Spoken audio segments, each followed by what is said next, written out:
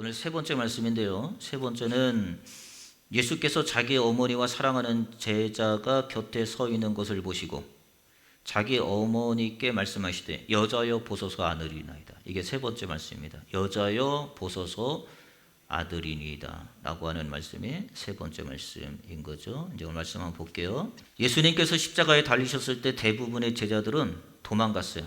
제자들은 다 도망가고 누가 남아있냐면 사도 요한밖에 남아있지 않았습니다. 사도 요한, 남자로는 사도 요한이 남아있고 그 다음에 여자들이 좀 이렇게 이 십자가 밑에 남아있던 것을 우리가 기억하게 되죠. 다 도망갑니다. 그러나 십자가 아래 끝까지 남아있었던 몇 명의 여성들의 이름이 성경에 기록되어 있습니다. 그게 오늘 본문의 말씀입니다. 끝까지 십자가에 남아있던, 예수님 곁을 지켰고 그리고 십자가 아래에서 주님의 십자가에 못 박힌 모든 장면을 보았던 몇몇 여인들의 이름이 성경에 나와 있죠. 요한복음 19장 25절에 보니까 예수의 십자가 곁에는 그의 어머니, 잘 보셔야 됩니다. 여자들이 다 등장하는데 여자들의 이름의 특징이 뭐냐면 다 마리아라는 이름을 가지고 있다는 거예요. 이게 오늘 굉장히 중요해요. 그래서 이거를 뛰어넘고 오늘 본문의 말씀을 좀 해야 되는데 이것도 좀 말씀을 드리려면 시간이 어떻게 될지 모르겠네요. 자, 어머니, 그 다음에 이모, 글로바의 아내 마리아, 그 다음에 막달라 마리아가 섰느니라. 다 보면은 그리고 이제 남자, 예수께서 자기 어머니 사랑하는 제자 곁에 서 있는 것을 보시고 그랬습니다. 제자가 한 명인데 그게 이제 우리가 사도 요한을 알 수 있죠. 여기 보니까 모친 마리아가 있고요. 그 다음에 글로바의 아내 마리아가 있습니다. 그걸 이제 여기서는 그의 이모 또 나오는데 그의 이모는 뭐 누군지 잘 드러나지 않으니까 미상으로 치고 그 다음에 막달라 마리아, 우리가 잘 알죠? 막달라, 흉악한 귀신에 들렸던 막달라 마리아, 또 예수님의 부활 때 처음으로 목격했던 막달라 마리아, 이것도 마리아입니다. 그 다음에 사도 요한이 남아 있었고요. 다른 본문에서도 요한복음 19장 25절에서는 이렇게 말씀하고요. 다른 본문에서도 맥락은 같은데 조금 약간의 이름에 좀 차이가 있는데 그럼에도 불구하고 마리아는 다 같습니다.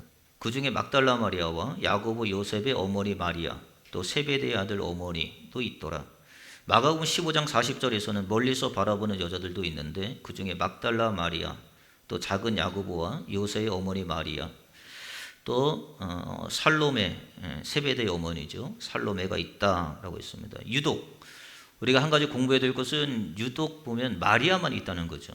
유독 마리아의 이름을 우리 영어로는 메리라고 하죠. 제일 많은 영어에서 딸을 낳으면은 제일 많이 짓는 게 메리입니다. 그 마리아라는 말이거든요. 메리 이렇게 강아지 이름도 아니고 메리.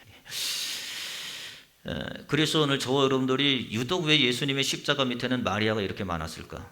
막달라 마리아, 그 다음에 어머니 마리아, 그 다음에 또 뭐 그 외에 글로바의 아들 마리아 이렇게 있습니다. 그 마리아가 왜 이렇게 이름을 많이 가졌을까? 왜 십자가 안에, 왜 십자가 밑에, 왜 예수의 십자가 밑에는 이런 마리아들이 모여 있을까라고 하는 것을 우리가 먼저 좀 짚고 넘어가야 될 것 같은데요. 자, 마리아라고 하는 이름을 볼게요. 마리아라고 하는 이름은 원래는 히브리어에서 온 건데 미리암이라는 말입니다. 미리암, 우리가 잘 알죠? 모세와 아론과 그의 누이 미디암이라고 할 때 그 미디암이라고 하는 말입니다. 미디암이 원래 이제 말이 이거 히브리어로 하는 거고요. 마리아라고 하는 거죠.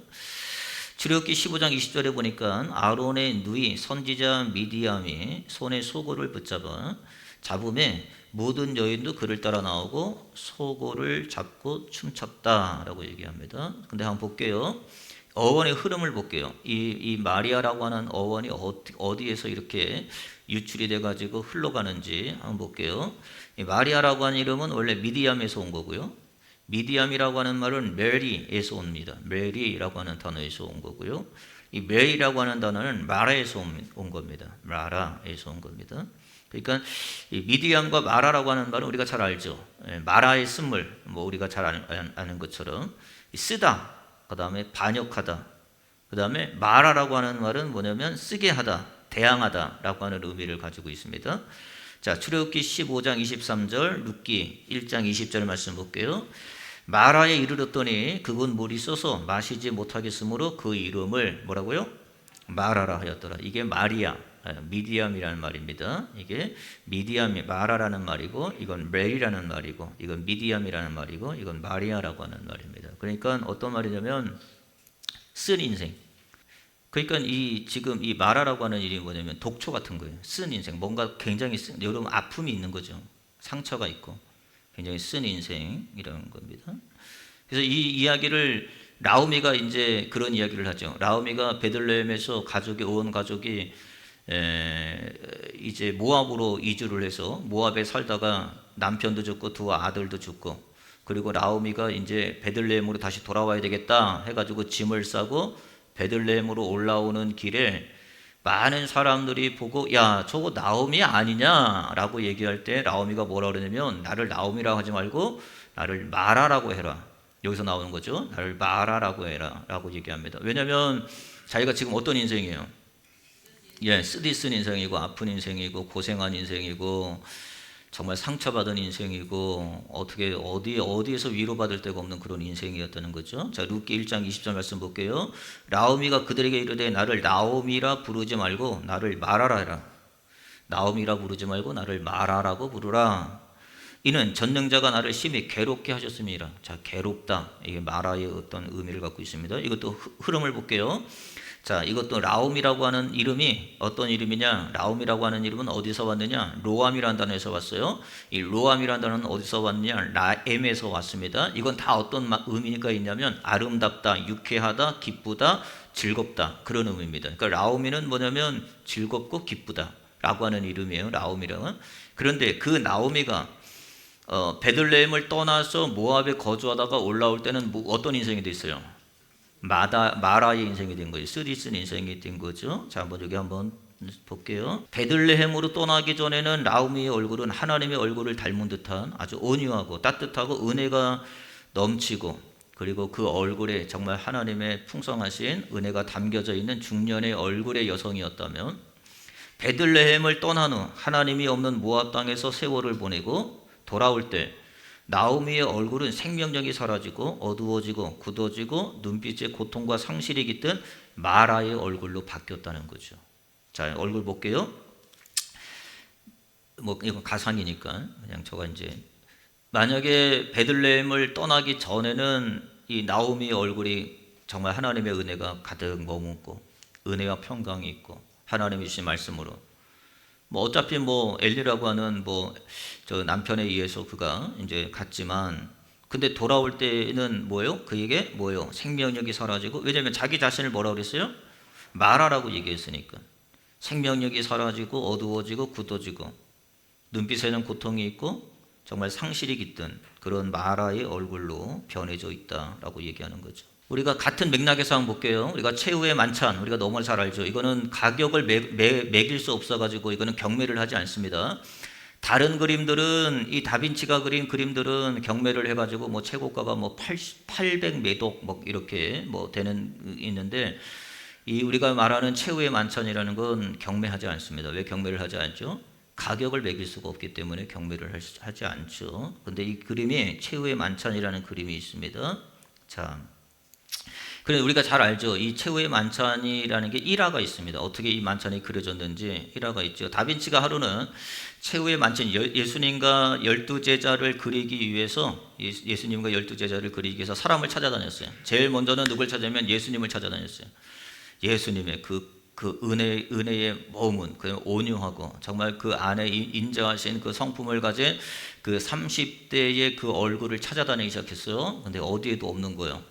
그래서 한 성당에 들어갔네요. 성당에 들어가니까 저기 보니까 성가대원이 한 사람이 있었어요. 그 성가대원을, 남자를 딱 보는 순간 그 얼굴에서 예수님의 얼굴이 드러나는 거예요. 인자하고 찬양을 부르는데 기쁨이 있고 온화하고, 그 얼굴이 드러나면 야 저거다, 저게 예수님의 얼굴이다 라고 해서 스케치를 한 다음에 그 사람에게 좀 이렇게 부탁을 해서 당신을 좀 이렇게 그리길 원합니다 해가지고 예수님의 그림을 완성을 했어요. 그래서 성당에서 이제 성가대원의 한 남성을 예수님의 모형으로 이미지를 새겨가지고 저 정도면 예수님의 얼굴이겠다 싶어가지고 예수님의 얼굴을 그렸어요.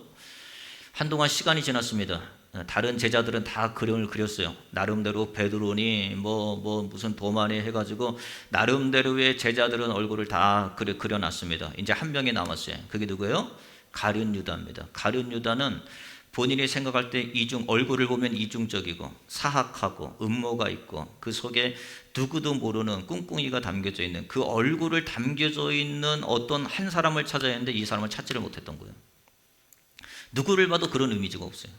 어디를 가도 그런 이미지가 없는 거예요. 찾다가 몇 년이 지났습니다. 이미 다 그림은 완성해놓고 가룟 유다만 그리면 이 최후의 만찬이라는 이 그림이 완성이 될 텐데 누구만 없냐면 가룟 유다만 빠져 있는 거예요. 그런데 어느 길을 걷는데 어느 한 사람을 발견했습니다. 노숙자를 한 사람을 발견했습니다.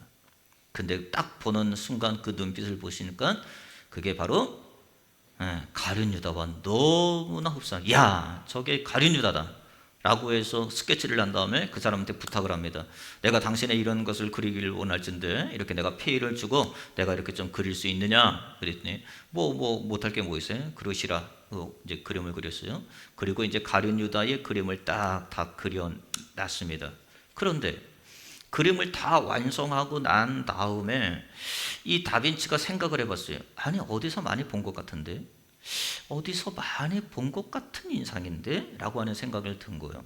그래서 다빈치가 뭐라 그러냐면 그 사람한테 이렇게 묻습니다. 혹시 우리 이전에 만난 적이 있습니까? 그러자 그 남자가 흐느끼며 대답을 합니다. 선생님, 저를 기억 못하십니까? 몇 년 전 당신이 예수님의 얼굴을 그릴 때 모델로 삼았던 그 청년이 바로 저입니다. 라는 거예요. 그래서 예수님의 다빈치가 그린 최후의 만찬의 그림을 보면은 예수님과 가룟 유다가 동일 인물이에요. 예수님은 어떤 인물이냐면 정말 그 성전 안에서 정말 나오미, 그죠? 누가 보더라도 그 나오미의 얼굴은 어떤 의미예요? 정말 기쁘고 즐겁고 그 안에 내면에 흐르는 정말 그 중년에 나오는 어떤 그런 은혜의 얼굴. 나오미의 얼굴은 얼굴이 환했고 즐거웠고 기뻤고 하나님의 은혜로 살았어요. 힘들지만 기근이 있지만 그럼에도 불구하고 그의 얼굴은 항상 밝았어요. 그런데 그가 모압으로 내려가요. 모압으로 내려가다 하나님 없이 사는 거예요.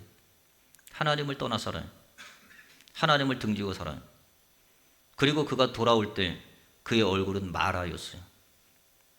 그의 얼굴에는 생기가 없었어요. 그의 얼굴에는 기쁨이 없었어요. 그의 얼굴은 거칠었어요. 여러분, 한 청년이 있어요. 그 청년이 하나님의 성전에서 찬양할 때, 예배를 드릴 때는 그 얼굴이 너무나 기뻤어요. 여러분 보세요. 우리가 생각해 보세요. 여러분들이 예수 안 믿을 때 얼굴이 어땠습니까? 여러분들이 예수 안 믿을 때 여러분의 얼굴을 한번 생각해 보세요. 내가 진리를 몰랐을 때 나의 모습. 여러분, 한 인물이 동일 인물임에도 불구하고 하나님 말씀 앞에 살 때는 그의 얼굴이 예수와 같은 얼굴이 되는 거죠. 우리는 하나님의 형상과 모양을 닮아가는 자잖아요. 그런데 우리는 알죠. 하나님을 등지고 떠나가는 인생이 그의 심령이 어떤지, 말씀을 벗어나고 진리를 듣지 아니하고 하나님의 말씀과 등지고 사는 인생이 어떤 삶을 경험하게 되는지. 요한복음 15장 5절로 6절 보니까 나는 포도나무에 너희는 가지라. 그가 내 안에 내가 그 안에 거하면 사람이 열매를 많이 맺나니 나를 떠나서는 너희가 아무것도 할 수 없느니라. 사람이 내 안에 거하지 아니하면 가지처럼 밖에 버려져 마르나니. 여러분 보세요. 마른다 그랬어요. 하나님을 떠난 인생은 마르게 되어 있습니다. 여기서 마른다고 하는 말이 무슨 말이냐면 크세라이노라는 단어인데 이 단어를 찾아보니까 뭐냐면 건조하다, 수분기가 없는 거예요. 여러분 화장품 왜 발라요? 건조해서 바르잖아요. 건조하죠. 그러니까 우리가 화장품을 발라서 피부를 촉촉하게, 피부를 색깔 있게 빛나게 이렇게 하는 거 아니겠어요? 그런데 우리 인생이 어떻게 되냐면 예수를 떠난 인생은 벌써 얼굴이 건조해져. 수분기가 없어요. 그거 뭐냐면 생명력이 없는 거예요. 그러니까 저거 뭘 이야기하려고 하면, 자 보세요. 말씀의 중점을 좀 다시 돌아가 보면 예수님의 십자가 아래는 다 누가 있냐면 마리아가 모여 있어요. 이 마리아라고 하는 인생들은 자기 인생을 경험해 본 사람들이에요. 예수 떠나본 인생, 예수 없는 인생을 살아본 인생이에요. 말씀이 없는 인생을 살아본 인생이에요. 말씀을 신뢰하지 못한 인생을 살아본 인생들이에요. 이런 인생들은 다 어떤 인생들이에요? 마른 인생들이지. 건조한 거죠. 마라와 같은 인생 아니겠어요? 그런 인생들이 이 진리가 아니면, 이 십자가가 아니면, 그죠? 당신들의 인생들이 회복이 될 수 없어요. 그러니까 어디를 떠나지 못하냐면 진리를 떠나지 못하고 십자가를 떠나지 못해. 어떤 사람은 진리와 십자가를 쉽게 떠납니다. 떠날 수 있죠. 둘째 아들이 아버지 집을 떠나서 탕자가 되어서 살았던 인생들 보십시오. 뭐가 없어요? 수분기가 없죠. 얼굴이 거칠어, 말이 거칠어, 생각이 거칠죠. 사람을 대하는 게 거칠어. 진리가 없어서 그래요. 근데 그 안에 진리의 수분이 있어요. 하나님의 때를 따라 돕는 은혜의 담비를 우리에게 흡족히, 그것도 그냥 흡족히 우리에게 부어주시는 거예요. 그러면 보세요. 말이 달라지죠. 생각이 달라지죠. 촉촉하죠. 따뜻하죠. 여러분, 우리 삶에서 여러분 경험해서 알잖아요. 한번 보세요. 왜 십자가 밑에는 마리아들만 모여져 있는지, 마리아들만 그 안에 모여져 있는지 떠날 수가 없죠. 그래서 여러분들이 진리를 못 떠나는 거예요. 왜? 마라이 같은 삶을 살았으니까. 마라의 삶을 경험해 봤으니까. 예수 없는 삶이 어떤 삶인지, 진리를 떠난 삶이 어떤 삶인지 마라는 충분히 경험해 봤어요. 모압에서 충분히 그는 알아봤어요. 십자가가 없는 삶이 어떤 삶인지. 말씀은 떠난, 좋겠죠. 뭐 여행 다니고 뭐 하고 좋겠죠. 천만의 말씀. 왜요? 점점점 안으로는, 내면으로는 생명력이 잃어가고 있는데, 예수님을 떠난 사람은 겉으로 보기에는 멀쩡해 보여도 안으로부터는 생명력이 시들고 마르고 부서져요. 나오미의 얼굴이 마라의 얼굴로 바뀌고 예수의 얼굴이 가룟 유다의 얼굴로 변질이 되고 생명력을 잃어서 말라버리는 가지처럼 되어져 버리는 것을 성경에서 우리에게 말씀하고 있다는 사실인 거죠. 그래서 이 마리아들은 이 진리를 알기에 예수님을 겉을 먹었어요? 떠날 수가 없는 거죠. 그래서 마리아들이 거기에 모여 있는 거예요. 여러분들이 왜 이곳에 모여 있는지 아세요? 여러분들이 마리아이기 때문에 그러시는 거예요. 내가 마라가 아니면, 마리아의 인생이 아니면 이게 모일 이유가 없어요. 얼마든지 세상에 나가서 즐기고 그 안에 생명이 있다고 생각하고 여러모로 여러분의 나름대로의 삶을 사는 거죠. 그래서 저가 어떤 분들에게는 생명적 관계가 되는 사람들에게는 내가 화를 내요. 왜요? 당신 그렇게 살면 마르니까. 마라의 인생이 뻔하니까. 근데 어떤 사람에게는 그냥 간둬요. 왜요? 살아봐야지 알지. 그럼 마라의 인생을 살아보세요. 마라의 인생을 즐겨보세요. 마라의 인생으로 한번 그렇게 삶을 한번 보내보세요. 얼마 되지 않아서 그의 얼굴은 마라가 될 겁니다. 얼마 되지 않아서 그의 심정은 가룟 유다로 변해져 있을 거예요. 얼마 되지 않아서 그의 모든 삶은 여기에서 말하는 것처럼 생명력을 잃어서 말라져 버린 거예요. 사실인 거죠. 그래서 마리아들이 다 어디 있냐면 십자가 밑에 있는 거예요. 절대 떠날 수가 없어요. 절대 벗어날 수가 없어요. 이게 십자가의 능력이에요. 성경에 뭐라고 하냐면 이렇게 얘기합니다. 여인들이 나오미에게 이르되 찬송할지로다. 하나님께서 오늘 내게 기업 물을 자가 없게 하지 아니하셨도다. 이 아이의 이름이 이스라엘 중에 유명하게 되기를 원하노라. 이는 내 생명의 회복자이며 내 노년을 봉양하는 자다. 하나님이 나오미에게 책임져 주는 게 뭐냐면 회복이 되는 거예요, 이게. 그리고 하나님이 봉양이라는 게 뭐냐면 책임져 주시는 거예요. 회복되게 하시고 하나님이 책임져 주시는 거예요. 그러면 얼굴이 펴져요, 안 펴져요? 얼굴이 펴져지. 얼굴만 펴져요? 마음도 펴지지. 예? 그러니까 저 여러분들이 어떤 무슨 화장품을 써서 얼굴을 뭐 미백을 쓰든지 아니면 뭐 건조 스킨을 쓰든지 뭘 쓰든지 뭐 100만 원짜리 쓰든지 뭘 쓰든지 여러분 그게 중요한 게 아닌 것 같아요. 말씀 안에 살고 진리 안에 살고 십자가 아래 모이고 그러면 하나님이 어떤 은혜를 주시냐면 하나님이 회복시켜 주시고 하나님이 책임져 주시고 그래서 하나님이 이 나오미를 통해서 이 가정을 하나님께서 세우시는데 우리가 잘 알지만 룻을 통하여 우리가 누구를 낳냐면 오벳이라고 하는 손자를 하나님이 주시잖아요. 오벳이 누구냐? 오벳이 그 다음에 누굴 낳아요? 이새를 낳습니다. 이새를 낳고 이새가 누굴 낳아요? 다윗을 낳습니다. 여러분, 이런 인생들이 달라지는 거죠.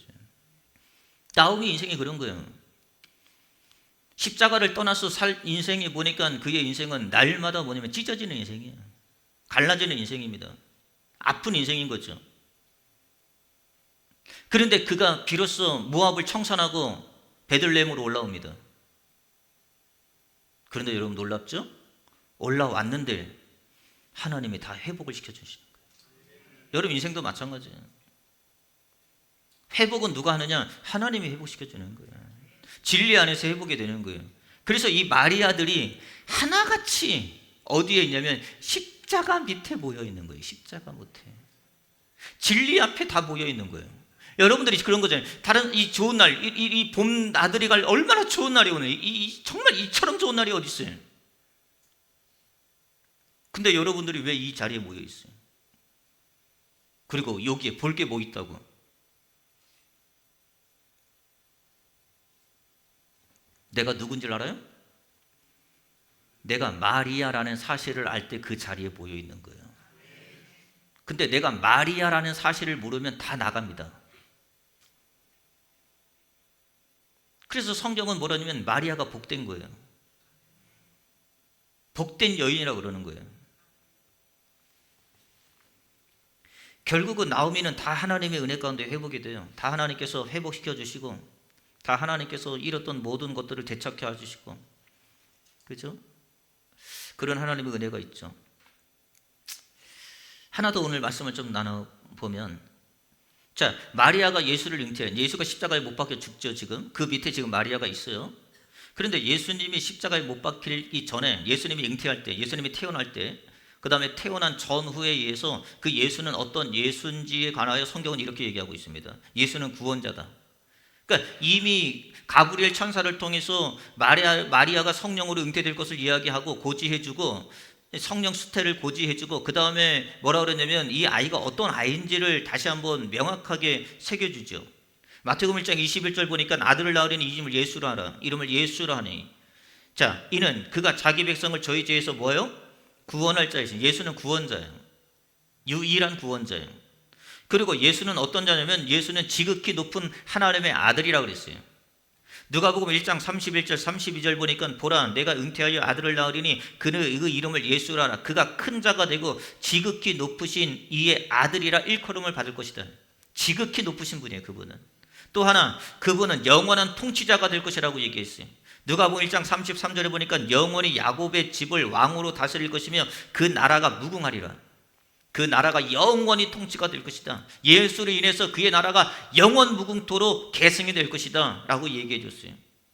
그런 예수를 잉태한 마리아를 보고 뭐라 하면 마리아는 복된 자로 불린 거예요. 넌 정말 복 있는 자다. 누가복음 1장 45절 볼게요. 주께서 하신 말씀을 반드시 이루어지리라.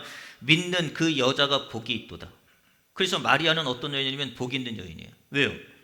구원자요, 하나님의 아들이요, 영원한 왕국을 세울 자가 본인의 수태로 인하여서, 성령의 수태로 인하여서 낳는 은혜를 주시니 이처럼 복 있는 여인이 어디 있어요?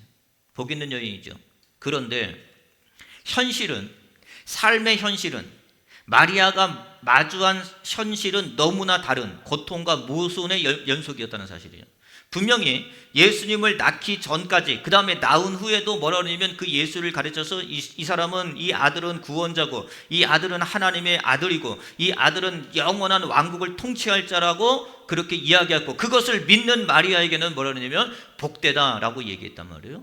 그런데 예수님이 자라나요? 예수님이 자라나면서 현실은 너무나 달라요. 어떤 현실이었느냐?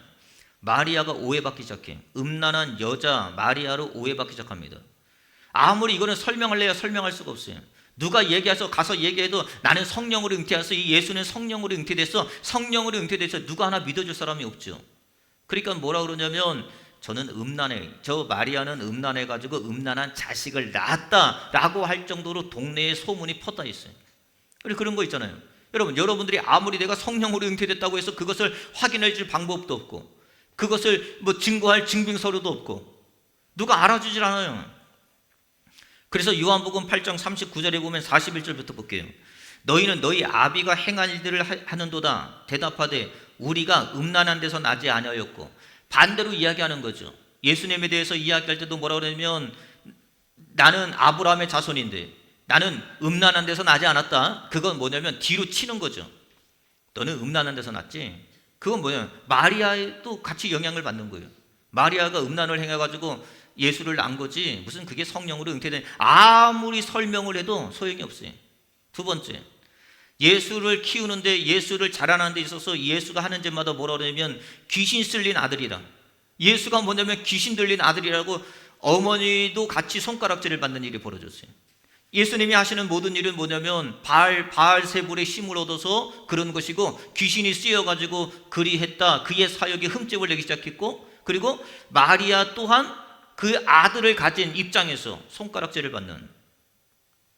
누가복음 11장 14절 15절 볼게요. 예수께서 한 말 못하게 하는 귀신을 쫓아내시니 귀신이 나가매 말 못하는 사람이 말하는지라. 무리들이 놀랍게 여겼으나 그 중에 더러는 말하기를 그가 귀신의 왕 바알세불을 힘입어 귀신을 쫓아냈다. 그러니까 예수도 누구예요? 귀신 들린 자도 아닌 거예요. 저 마리아의 집에, 요셉의 집에 누가 있냐면 귀신 들린 예수가 있단 말이에요. 마리아는 어떤 상태였냐면, 그래서 상처가 큰 거죠.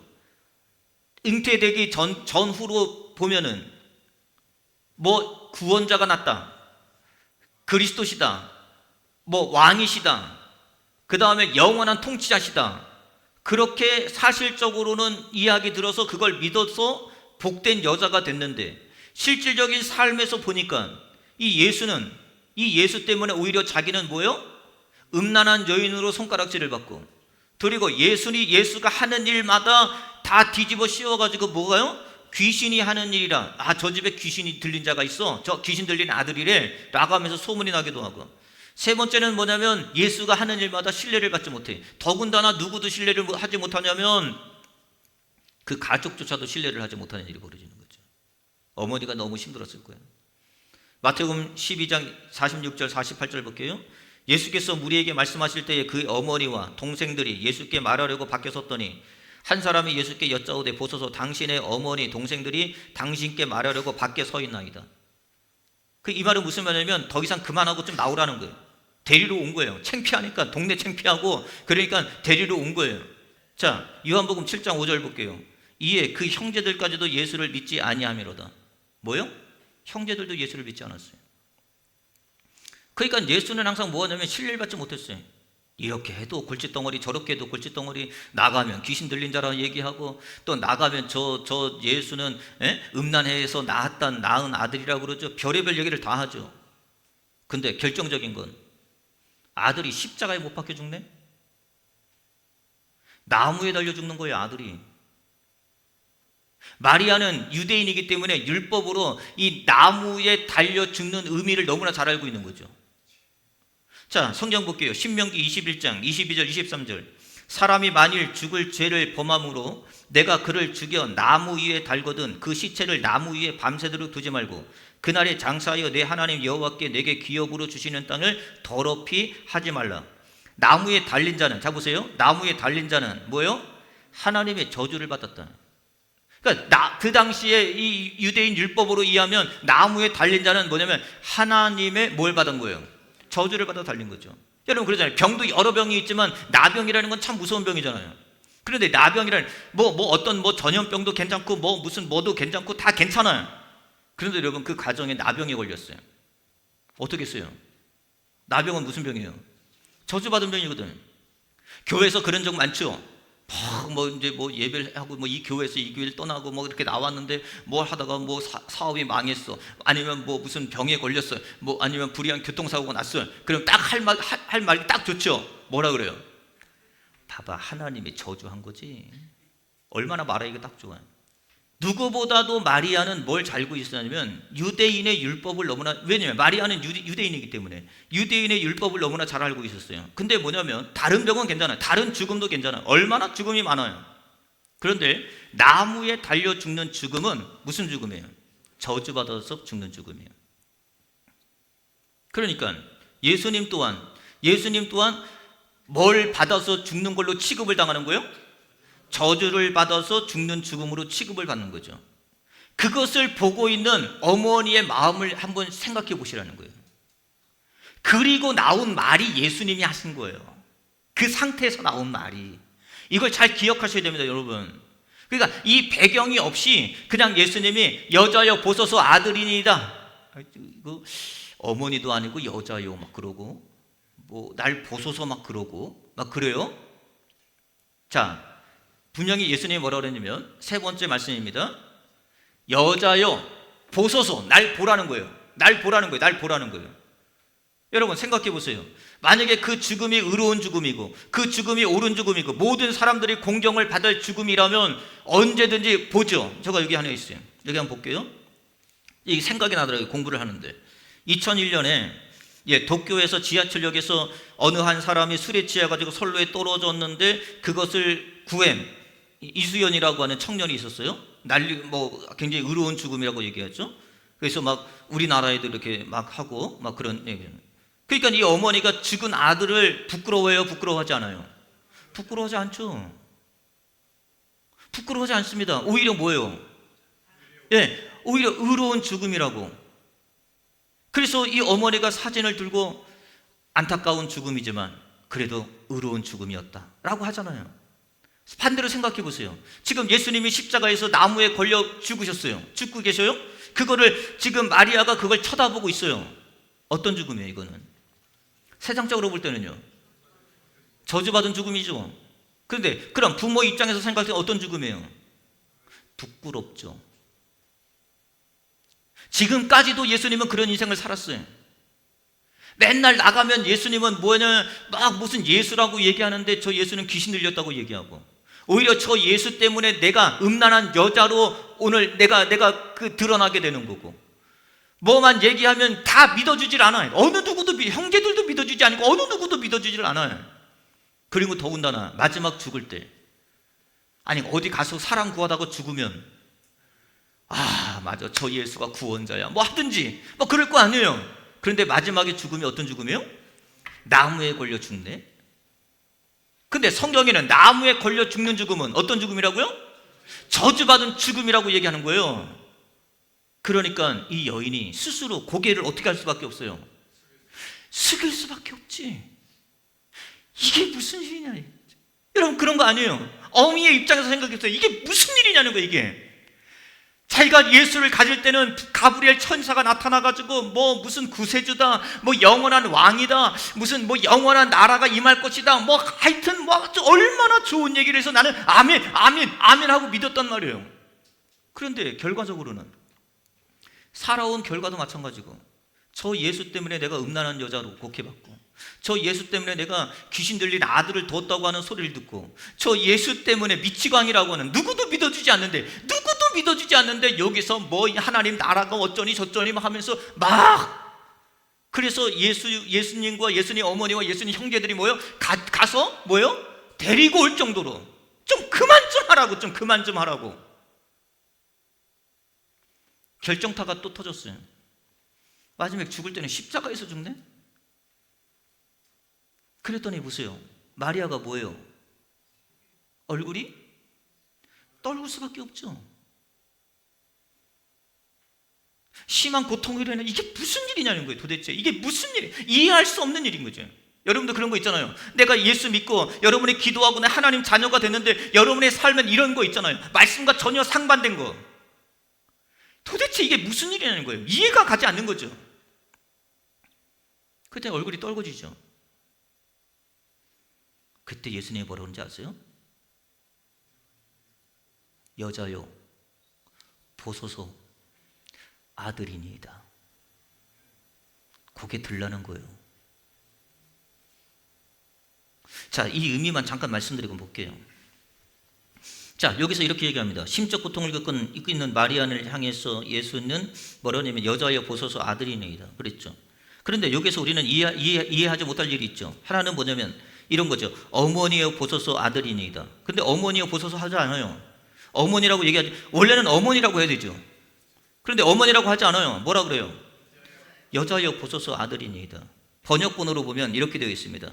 누가복음 19장 26절에 보니까 그러므로 예수께서 자기 어머니와 자기를 사랑하던 제자가 곁에 서 있는 것을 보시고 자기 어머니에게 이르시되 여자여 당신의 아들을 보소서 그러는 거예요. 원래는 날 보라는 거예요. 고개 떨구지 말라는 거예요. 여러분 우리의 삶도 마찬가지죠. 여러분 인생에서 고개 떨구지 말고 주님 바라보세요. 누가 뭐라 그래도 저와 여러분들은 주님 바라보고 살아야지. 왜 예수님은 십자가에 못 박히면서 그 처절한 고통 가운데 있는 그 마리아를 향해서 어머니라고도 하지 아니하고 여자요 보세요, 고개를 드세요, 나를 쳐다보세요. 내가 뭐라고요?